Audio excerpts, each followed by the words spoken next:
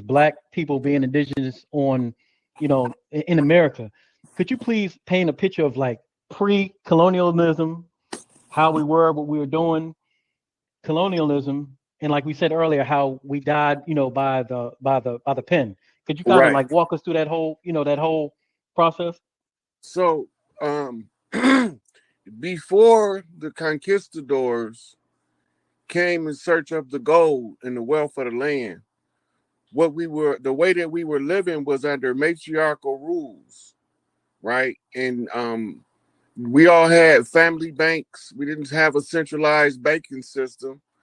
And that's what they captured the banking system with the bank robberies, the Billy the Kids and the Bonnie and Clydes. Those were all staged robberies and for the purposes of seizing our banks, right? So the people start listening to the people that came in, telling them how to centralize the banking system. And this was warned against by the founding fathers. But before they came, we didn't have war over here. We didn't have prison over here. We had every shade of people. That's why it's called the Great Melding Pot over here. And we didn't get involved in the skirmishes that took place on the other lands across the water, right? But then they involved us when they came here in 1492. They actually came in the 1100s to scout the land. And once they seen they was losing the war in Europe, they decided to come and sack our land. So they gave us a Bible, and the Bible was the beginning of our downfall. So the appearance of legitimacy using the paperwork of an interim government is what's been keeping us in bondage. Their book say that we have to be freed from the law and delivered unto grace. And the grace is the royal noble character of the people. And so in order to be released from the law, you have to find your sovereign capacity. So what do we use for references? The Dred Scott case. They said that Dred Scott was 3/5 of a human being, and that's why a black man had no rights that a white man was bound to respect.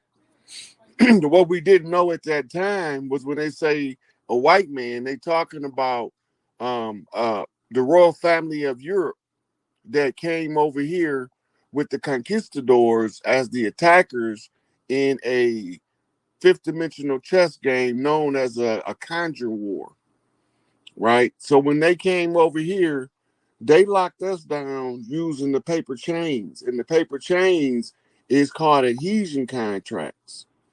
So they used their the story of the Mayflower. The Mayflower's real original name was called the good ship Plymouth. So Malcolm said that we didn't land on Plymouth Rock. Plymouth Rock landed on us. What is he talking about? He's talking about the allegation on the world court that we crashed our landmass into the good ship Plymouth. They changed the name from Plymouth to Mayflower, right? So this is a cover-up.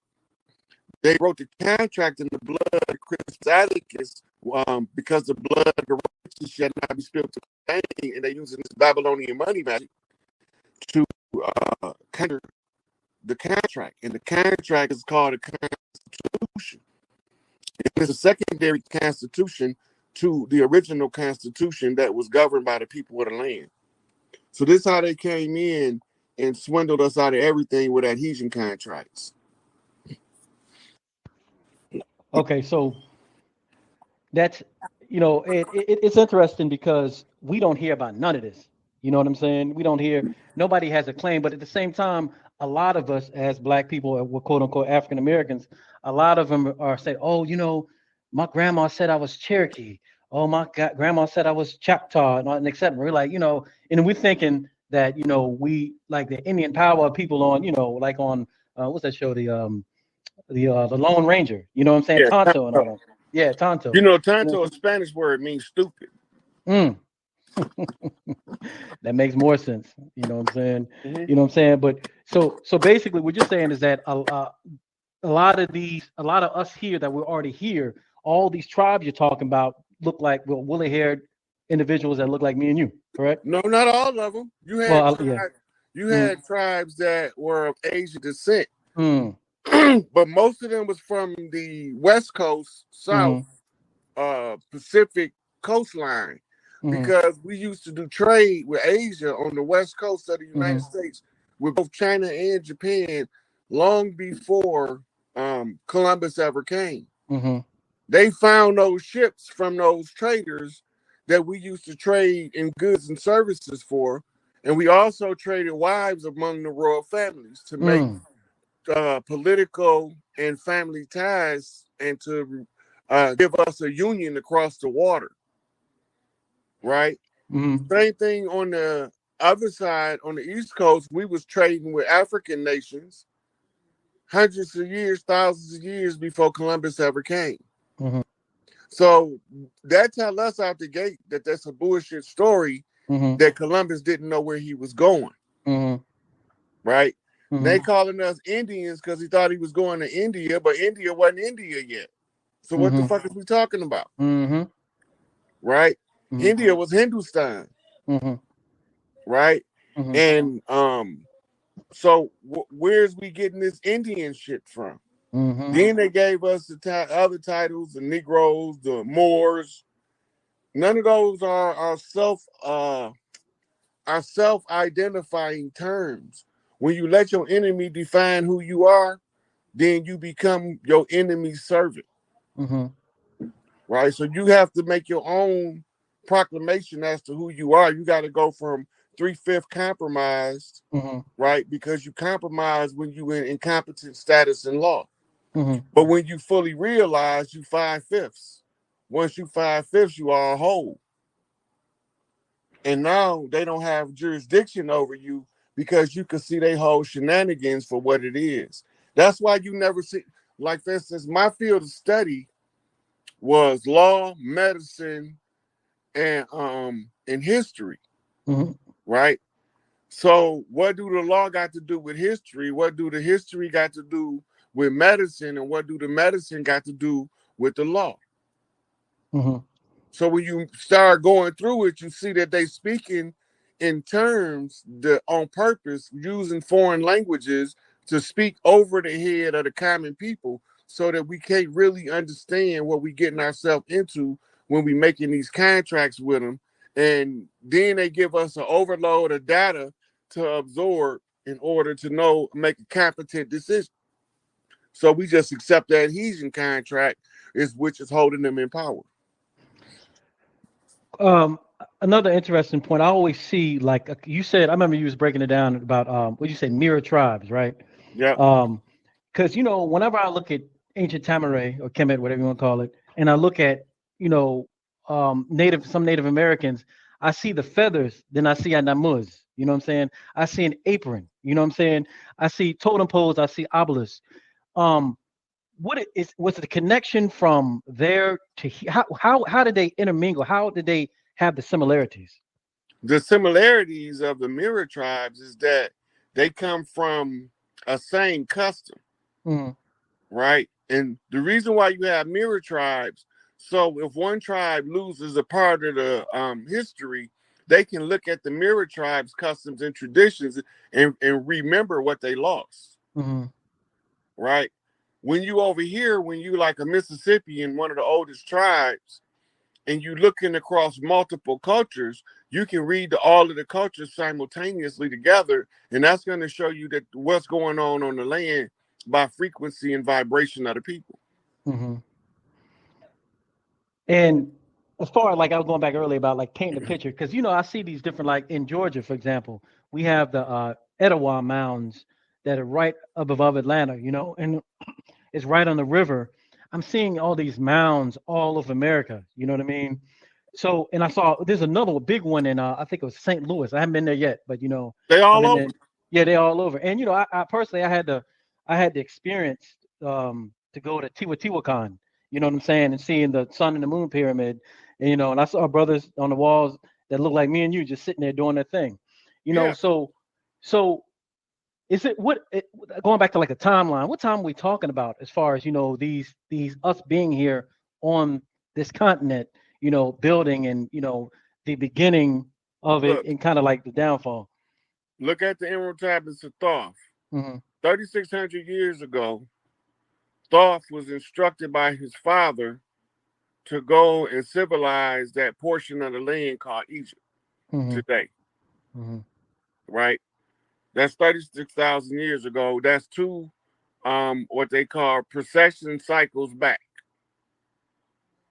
Now, the complex is there to tell the people over here something, because this is where the Sphinx is looking at. It's looking over here,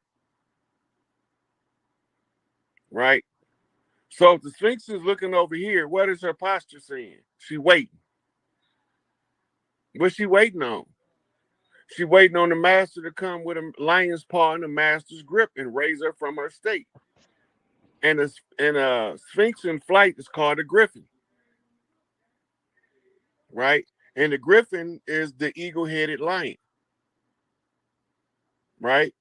And the eagle head is represented by the chief. And the chiefs lead out in representing of the matriarchs. Because the chief that advocate the matriarchal restoration is the one who understands that the land cannot be sold. It can only be contracted until the Jubilee year. This is the Jubilee year.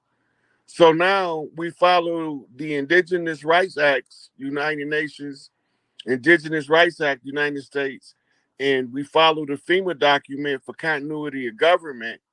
We understand that they have to destroy all GMO foods. So you see in all of these food places been being destroyed for the last 2 years, ever since, right? So they've been destroying GMOs because in the new cycles, we will not allow GMOs to be entered into the food chain for people or animals. We want to go back to the organic living by restoring the land and then living off the land by restoring it.